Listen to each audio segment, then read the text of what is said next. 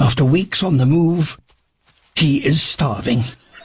He's seen how to hunt, but has he learnt enough?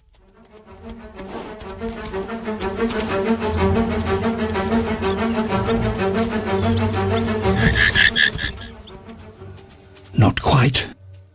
To find food, he must keep moving, heading deeper into unfamiliar lands. But it was made by a huge male.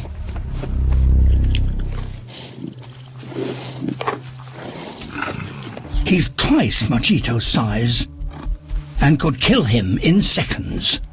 But he's too hungry to give up now.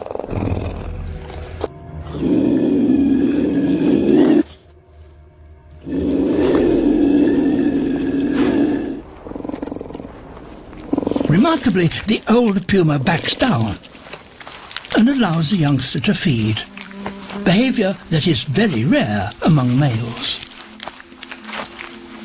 Machito's courage may have bought him more time, but his journey has only just begun.